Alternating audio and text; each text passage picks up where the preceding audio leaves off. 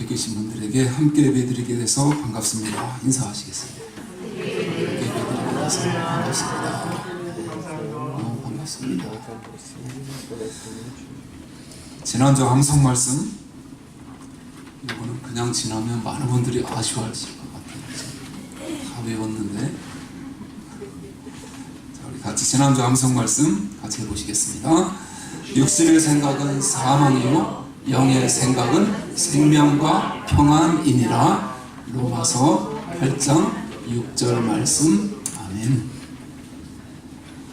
정확히 구분해 주시죠. 육신의 생각은 사망이고 영의 생각은 생명과 평안이라고. 성적인 것을 우리가 늘 생각하고 우리 주님 생각하고 하나님 생각하고 하나님의 은혜로 충만해질 때 하나님의 생명으로 평안해지는 은혜가 넘치게 될 줄로 믿습니다. 같이 한번 하실까요? 복의 통로가 되는 삶. 인간은 누구나 복을 간구합니다. 어느 누가 복을 싫어하겠습니까? 믿는 자든 믿지 않는 자든 우리 모두는 복을 받기 원합니다. 그런 면에서 믿음의 사람들에게도 하나님께 복을 받는 것은 정말 중요한 일입니다. 가끔 기복신앙의 잘못됨을 지적하다가 하나님께서 주시는 복 자체를 부인하는 사람들이 있는데 그것은 바람직한 일이 아닙니다. 성경에는 많은 사람들이 받을 복에 대해 분명하게 말씀하고 있기 때문입니다. 그런 면에서 그리스도인이 하나님께 복을 간구하는 것은 지극히 성경적인 일입니다. 하지만 성경은 우리에게 하나님의 복을 받는 일보다 더 큰 복이 있다고 말씀합니다. 그것은 바로 우리가 복의 통로가 되는 것입니다. 하나님 앞에서 내가 복의 대상이 되는 것도 중요하지만 다른 사람에게 내가 받은 하나님의 복을 전달하는 축복의 통로가 되는 것이야말로 더더욱 중요한 일임을 우리는 기억해야 합니다. 그런 면에서 우리가 하나님의 복을 거론할 때 우리에게 가장 먼저 떠오르는 성경의 인물이 있다면 아마도 아브라함일 것입니다. 그는 타락한 인류 가운데서 가장 먼저 하나님께 부름을 받는 영광을 누렸습니다. 하나님은 그에게 나타나셔서 이렇게 복 주셨습니다. 오늘 본문 2절 말씀, 우리가 개역 한글을 전에 보던 성경으로 한번 암송했던 말씀인데, 이번째 우리 다시 한번 이 말씀을 암송하기 원하는데 2절 말씀 같이 읽겠습니다. 내가 너로 큰 민족을 이루고 내게 복을 주어 내 이름을 창대하게 하리니 너는 복이 될지라. 이 얼마나 놀라운 말씀입니다. 하나님이 그에게 수많은 후손을 주시고 복을 주시며 그 이름을 창대하게 하실 것이라고 말씀하십니다. 이보다 더 큰 복이 어디에 있겠습니까? 이것이야말로 우리가 진정 꿈꾸어야 할 복인 것입니다. 그러나 아브라함을 향한 하나님의 복은 거기서 끝나지 않았습니다. 만일 아브라함의 복이 거기까지였다면 그의 복은 그리 대단한 것이 아니었을 것입니다. 왜냐하면 그러한 복은 그리스도 밖에 있는 사람들도 얼마든지 구하는 복이기 때문입니다. 여러분, 아브라함이 믿음의 조상이 된 것은 그 복 뒤에 다른 복이 있었기 때문입니다. 그 복에 대해 성경은 이렇게 말합니다. 우리 본문 2절 중간에 내 아들을 창대하게 하리니 나오죠. 거기부터 3절까지 우리 같이 읽습니다. 내 이름을 창대하게 하리니 너는 복이 될지라. 너를 축복하는 자에게는 내가 복을 내리고 너를 저주하는 자에게는 내가 저주하리니 땅의 모든 족속이 너로 말미암아 복을 얻을 것이라 하신지라. 여기 보면 복이라는, 너는 복이 될지라 그렇게 나오죠. 원래 보던 성경에는 복의 근원이 될지라 그렇게 나옵니다. 복의 근원이 저는 더 마음에 들더라고요. 나 혼자만 받는 복이 아니라 다른 사람에게도 복을 주는 복의 근원이 된다는 말씀입니다. 그것이 하나님이 아브라함에게 주신 복의 요점입니다. 그리고 하나님은 오늘도 우리를, 저와 여러분을 그 복된 자리로 부르고 계십니다. 그런 면에서 우리 그리스도인들은 복의 대상이 아니라 복의 통로로 부름받은 자들임을 잊지 마시기 바랍니다. 하지만 이 시대 교회의 실상은 어떠한가요? 오늘날 교회 안에서 하나님의 복을 받은 사람들은 많을지 몰라도 하나님이 주신 복을 다른 사람들에게 전달하는 사람은 지극히 드뭅니다. 복의 대상이 되기 위해 간구하는 사람은 많지만 막상 자신이 복의 통로가 되게 해달라고 기도하는 사람은 많지 않은 것 같습니다. 이것이 바로 교회가 영향력을 잃어가는 원인이 아닌가 생각해 봅니다. 오직 자신이 받을 복에만 몰두하는 사람들이 가득 찬 교회가 어떻게 세상을 밝히는 빛이 될 수가 있겠습니까? 그러므로 오늘날과 같은 이 시대에 복의 근원이 필요합니다. 나 자신의 복에만 집착하지 않고 다른 사람들에게 하나님의 복을 전달하는 복의 통로가 필요하다는 것이죠. 여러분이 바로 그 복의 근원이 되어보고 싶지 않으십니까? 여러분으로 인해 여러분의 후손들이 대대로 하나님의 복을 받고 여러분의 이웃이 하나님의 복 안에 거하며 더 나아가 온 세상이 주의 복을 받고 복의 근원이 되는 그 일이 놀랍게 일어나기를 간절히 소원합니다. 오늘부터 창세기 12장으로 시작해서 우리가 지난주까지는 로마서 말씀을 이제 끝냈는데 창세기 말씀을 1장부터 보려고 하니까 계속 나오는 것이 뭐죠? 여러분들이 잘 아시는 나코가 계속 나옵니다. 그래서 12장 말씀부터 50장까지 가면 또 너무 기니까 24장까지만 딱 잘라서 우리가 이 12장으로 시작해서 24장까지 이어지는 이 말씀을 통해서 믿음의 삶으로 인도하는 아브라함의 이야기를 함께 살피며 은혜를 나누고자 합니다. 오늘 본문은 하나님이 최초로 아브라함을 부르시는 장면이 기록되고 있습니다. 하나님은 원래 그의 아버지 데라와 함께 갈대아 우르에서 살고 있었습니다. 그의 삶의 형편이 어떠했는가에 대해서는 자세히 알 수 없지만 여호수아 24장 2절에서 아브라함의 가정에 대해 이렇게 묘사하고 있습니다.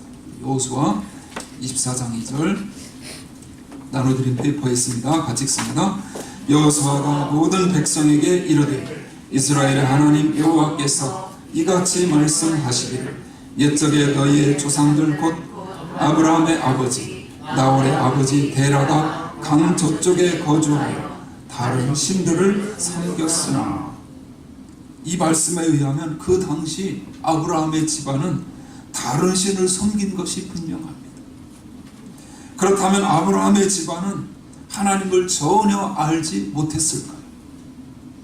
우리는 창세기 31장 53절에서 그 해답을 찾을 수 있습니다. 창세기 31장 53절 읽습니다.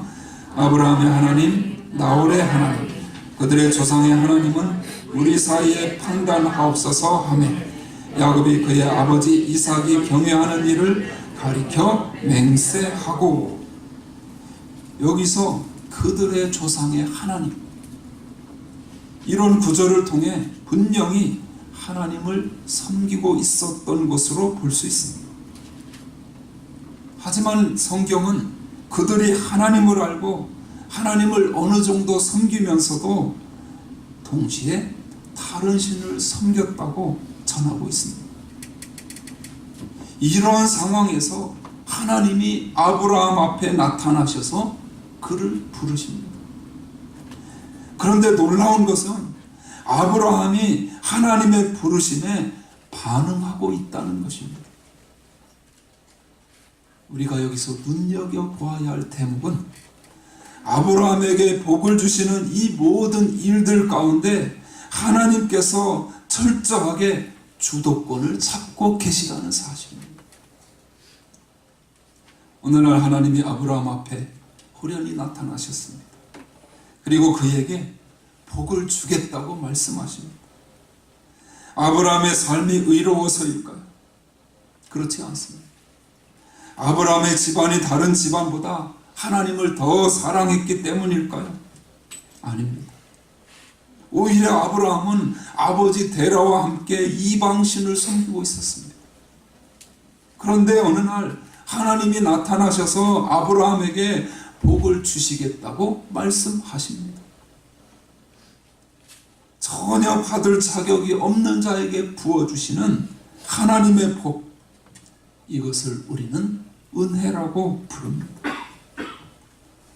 마찬가지로 저와 여러분을 향한 하나님의 부르심도 이와 다를 바가 없습니다. 우리가 하나님을 택한 것이 아닙니다. 우리에게 무슨 자격이 있어서 택하신 것도 아닙니다. 오직 하나님의 은혜로 우리를 택하신 줄로 믿습니다. 그것도 우리가 언제요? 아직 죄인 되었을 때 그리스도께서 우리를 위해 죽으셨습니다. 아무 공로도 없었지만 하나님이 어느 날 갑자기 찾아오셔서 우리에게 복을 주신 것입니다. 오늘 본문에서 하나님은 아브라함을 은혜로 택하시고 그 어떤 이유나 공로 없이 네 가지의 분명한 약속을 주십니다. 2절 3절 말씀을 한번 보십시오. 하나님은 첫 번째로 같이 하시죠. 내가 너로 큰 민족을 이루고, 그렇게 말씀하십니다. 이것은 아브라함의 자손을 통해 이스라엘이라는 나라가 세워짐으로써 성취됩니다. 그러나 하나님은 거기서 그치지 않습니다. 더 큰 나라를 말씀하고 계십니다.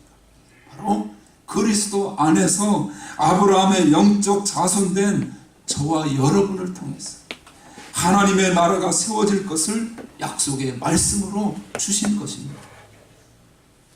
두 번째로 같이 하시죠. 내 이름을 창대하게 하리니. 그렇게 말씀합니다. 하나님은 아브라함에게 찾아오셔서 내 이름을 내 스스로의 힘이 아니라 내가 친히 창대하게 하리라고 말씀하십니다. 세 번째로 놀라운 말씀을 하십니다. 같이 하시죠. 너는 복이 될지라. 원래 성경 너는 복의 근원이 될지라. 땅의 모든 족속이 너로 말미암아 복을 얻을 것이라 복의 통로로 사용하시겠다는 말씀입니다. 마지막 네 번째 약속은 너를 축복하는 자에게는 내가 복을 내리고 너를 저주하는 자에게는 내가 저주하리니라고 말씀하십니다. 하나님께서 전적으로 보호하시고 지켜주시겠다는 말씀입니다. 여러분, 오늘 본문이 우리에게 중요한 이유, 그 옛날 아브라함을 불러 복의 통로로 복의 근원으로 삼으신 하나님이 오늘 또 저와 여러분을 복의 통로로 복의 근원으로 여전히 부르고 계시기 때문입니다. 이 말씀은 단순히 과거에 일어났던 아브라함의 일을 우리에게 보여주기 위해 기록한 것이 아닙니다.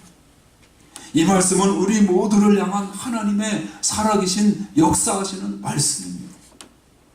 그래서 이 사실을 깨달은 사도 베드로는 정말 벅찬 가슴으로 이렇게 외칩니다.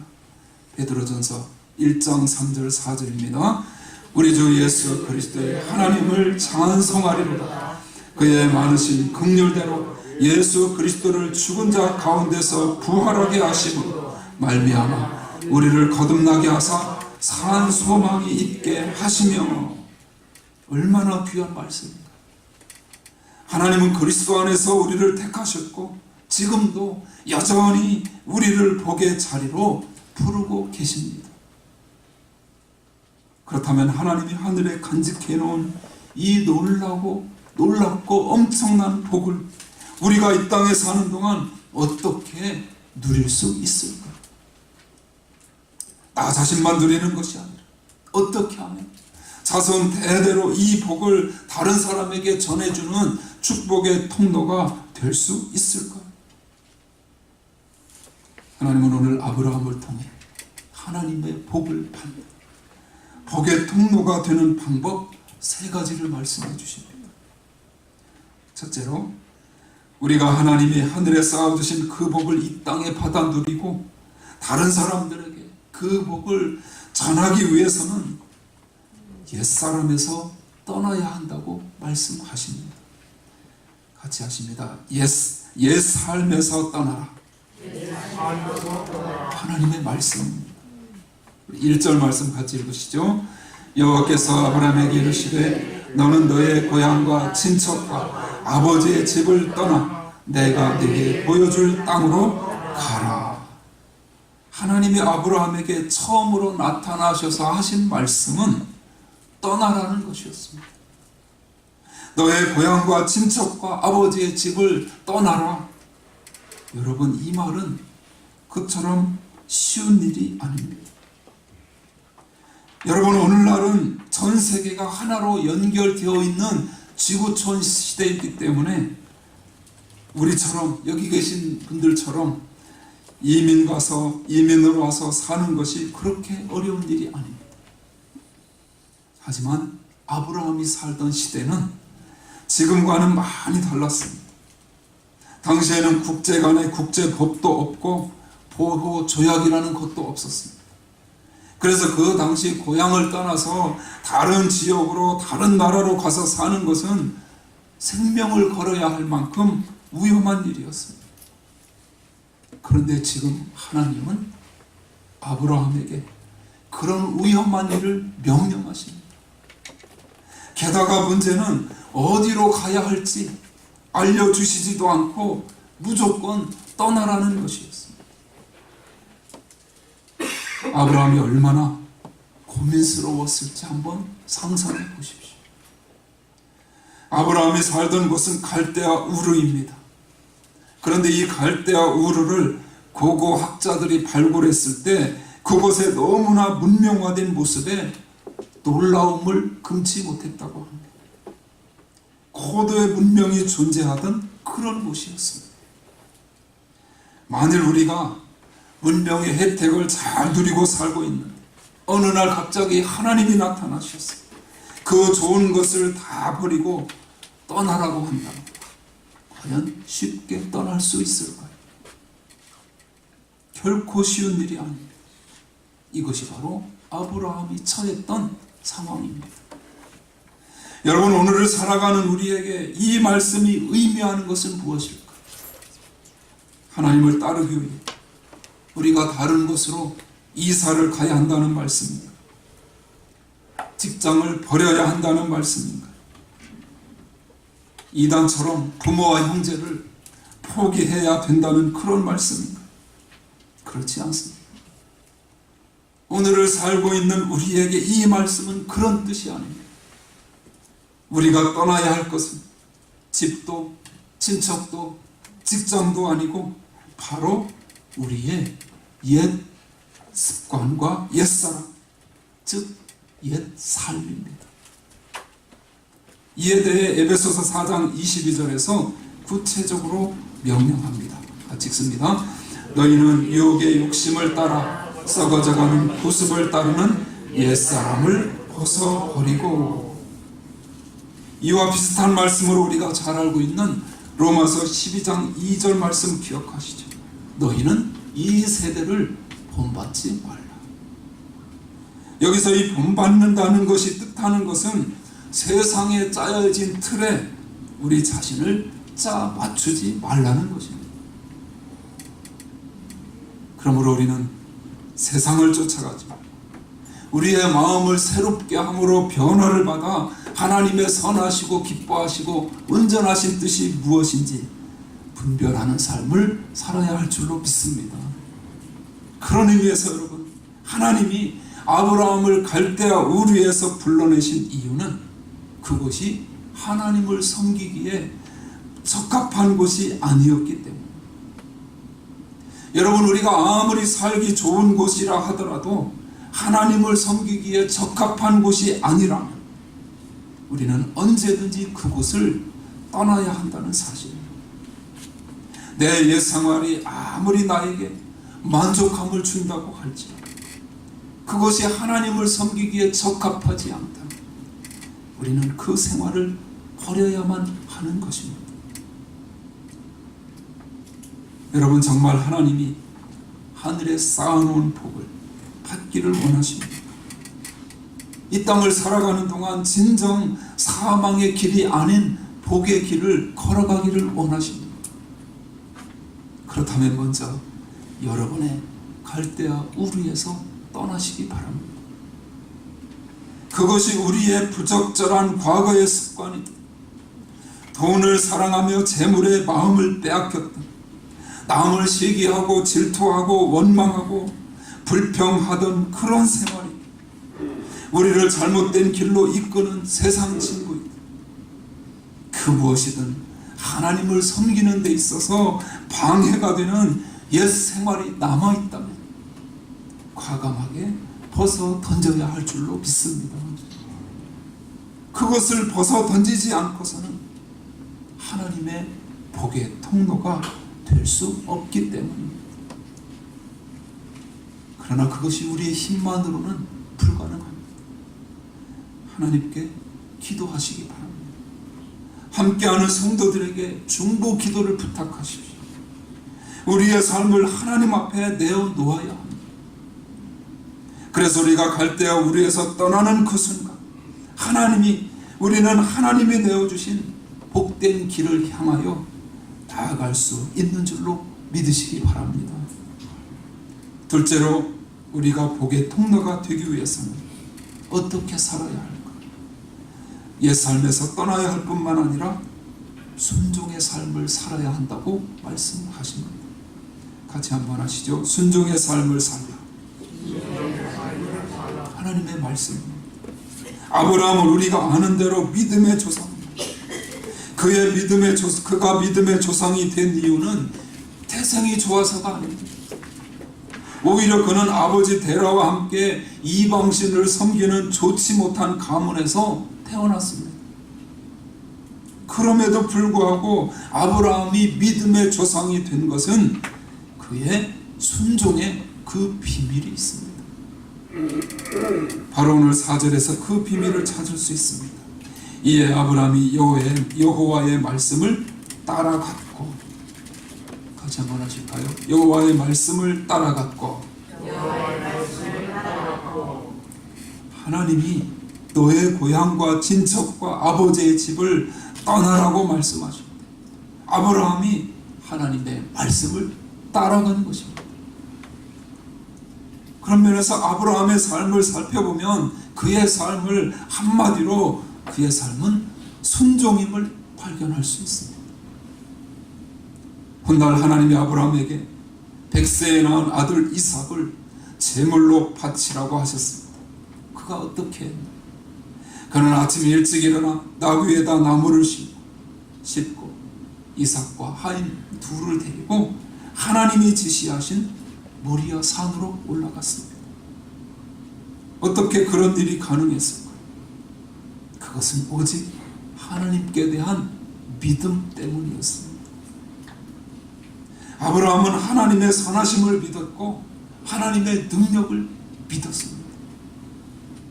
자신의 본토 친척 아비 집을 떠나 어디로 가야 할지 몰랐지만 그는 하나님을 신뢰했습니다. 아들을 바치라고 했을 때도 그는 여전히 하나님의 선하심을 전적으로 신뢰했습니다. 하나님은 분명히 이삭을 통해 아브라함의 자손이 하늘의 별같이 많게 되리라고 약속하셨습니다.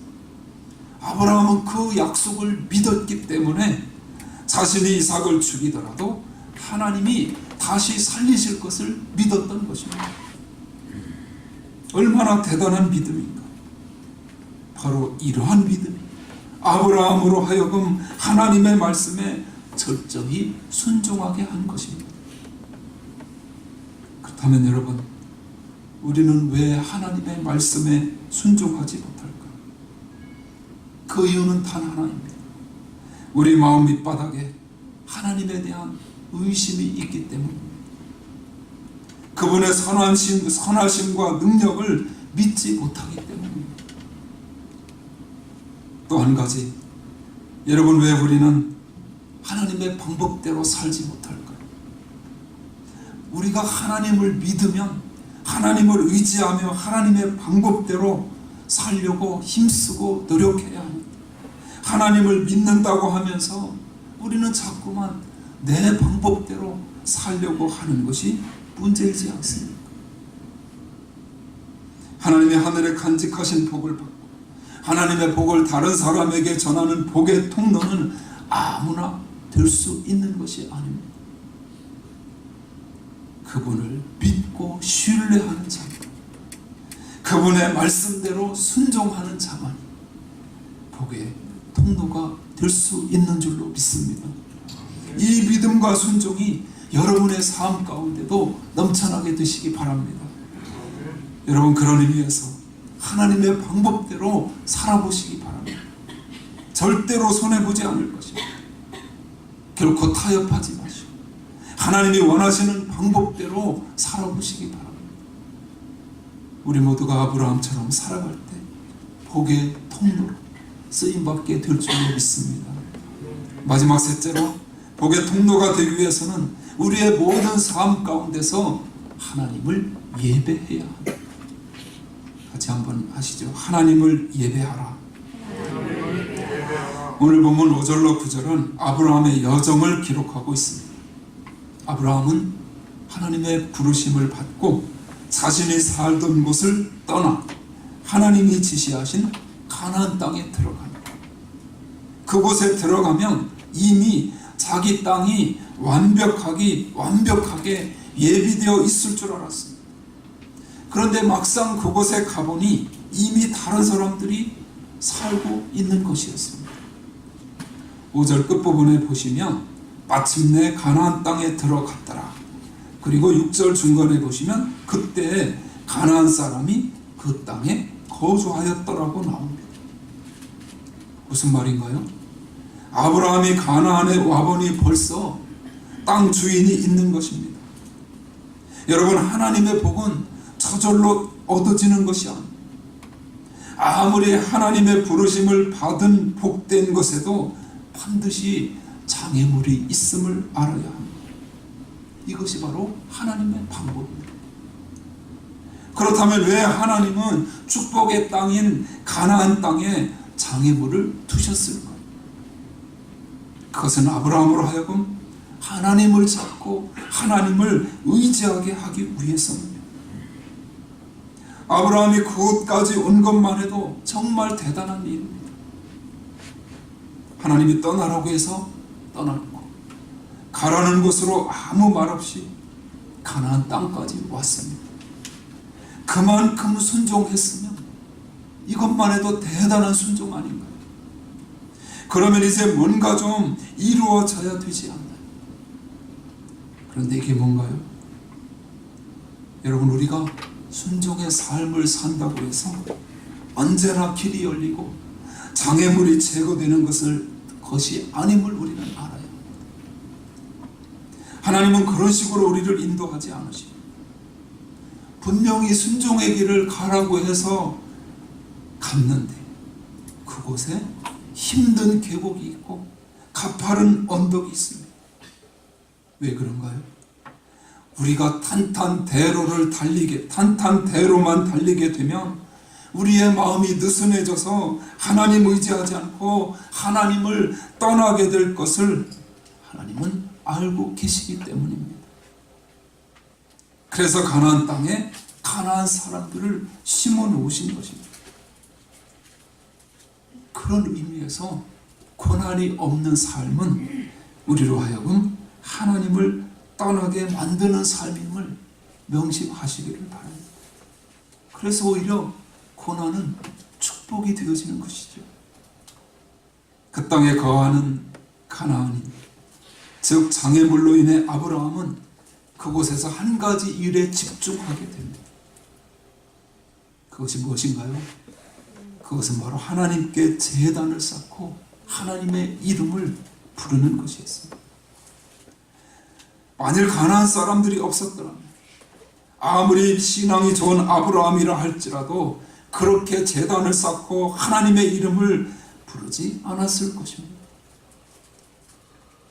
여러분은 오늘 7절에도 8절에도 한 번씩 등장하는 표현을 발견할 수 있을 것입니다. 바로 제단을 쌓고입니다. 제단을 쌓고. 제단을 쌓는다는 것이죠. 여기서 제단을 쌓는다는 것은 예배를 말합니다.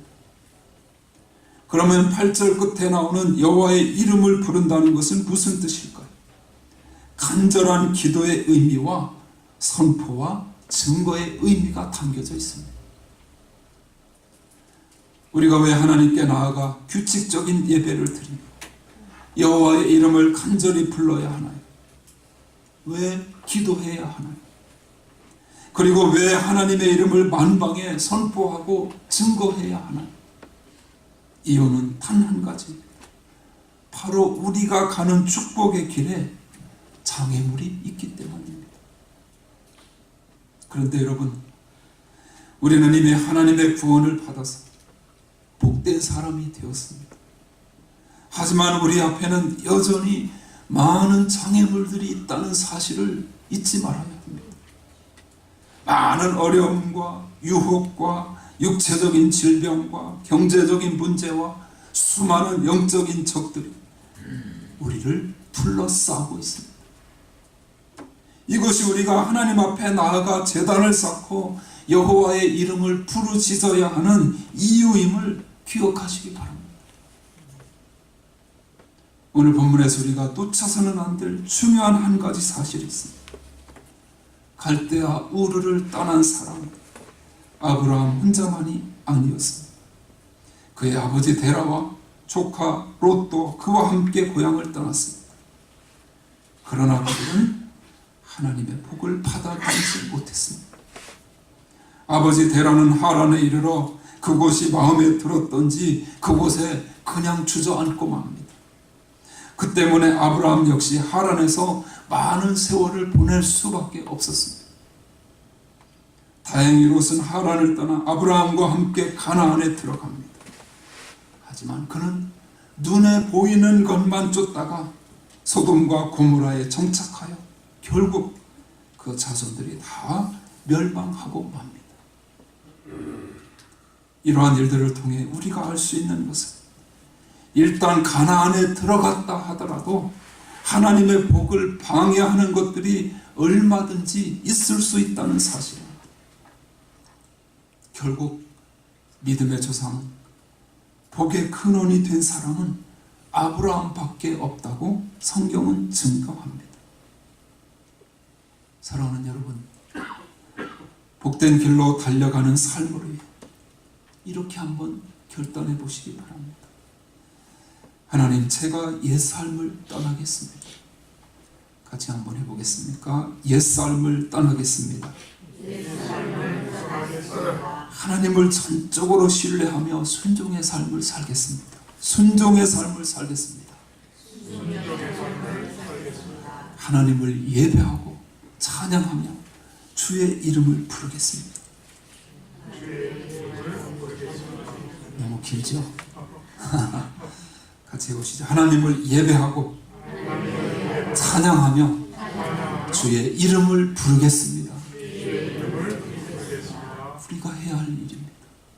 이 모든 것을 하나님 앞에서 우리가 힘써 실천해 나갈 때 하나님의 하늘에 쌓아놓으신 복의 근원이 되고 축복의 통로가 되는 삶 살아가며 승리할 수 있도록 하나님께서 인도해 주실 줄로 믿습니다. 그런 은혜가 넘치게 되시기를 주님의 이름으로 축원합니다.